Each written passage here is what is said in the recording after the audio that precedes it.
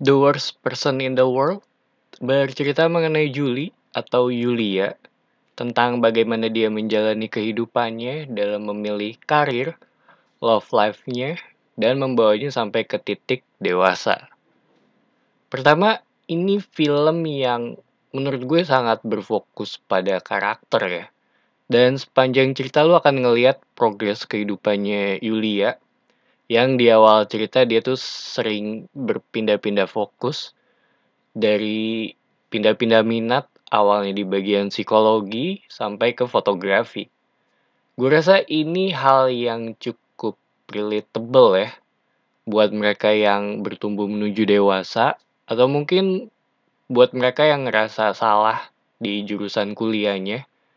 Ada unsur self discovery juga di sini di mana pandangan seperti gue pikir gue akan suka hal ini tapi ternyata begitu dijalani kenyataannya enggak. Ada acceptance juga dan yang gue suka dengan karakter Yulia ini, dia bukan orang yang sempurna. Dia berbuat kesalahan, baik itu sengaja maupun nggak disengaja, dan hal ini membuat Yulia menjadi lebih manusiawi sih. Tipikal orang yang mudah untuk ditemui juga sih di sekitar kita ya.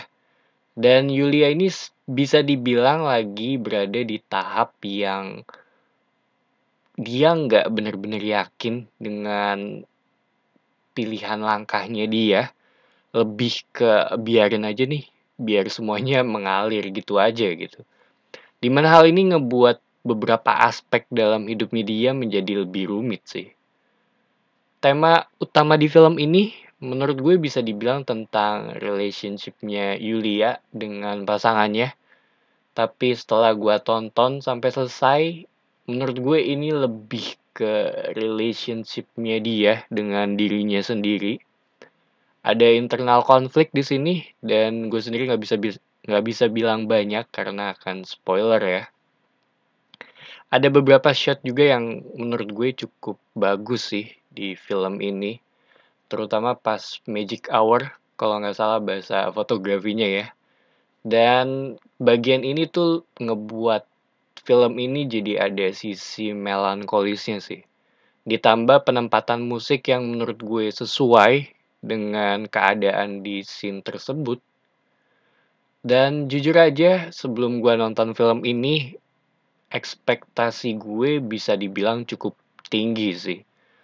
Gue sendiri punya harapan besar ini akan jadi salah satu film favorit gue ya dalam beberapa tahun belakangan.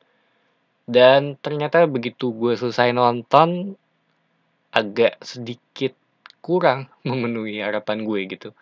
Kurangnya sedikit aja, karena ada beberapa hal yang menurut gue dibiarin begitu aja. Dari sisi pace, ada bagian yang lambat, tapi harusnya udah nggak perlu kaget sih ketika lu nonton tipikal film seperti ini. Dan emang cenderung yang berpusat di dialog juga gitu. Dan untungnya pembicaraannya menurut gue tetap menarik sih. Bahkan setelah gue pikir-pikir, film ini juga punya pesan yang cukup dalam, terutama menjelang ke akhir film ya.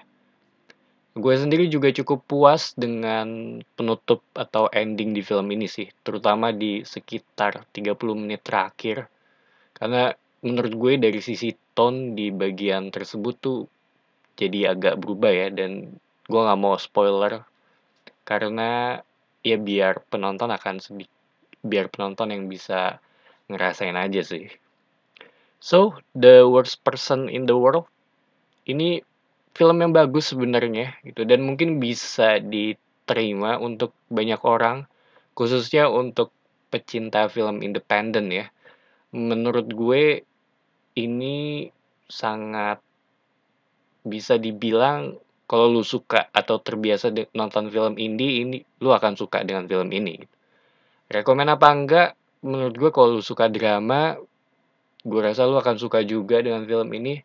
Tapi kalau lu nggak terbiasa dengan film drama yang sangat berfokus pada karakter gitu, ya lu bisa skip sih. Karena gue sendiri ngerasa ini tuh bukan film buat semua orang gitu. Nggak semua orang bisa nikmatin film ini sih, kalau menurut gue ya. So, itu aja pendapat gue mengenai The Worst Person in the World. Iya cukup, walaupun agak sedikit di bawah ekspektasi gue, tapi ini tetap film yang sangat bagus sih. Dan thank you for watching. It's me Patrick signing off.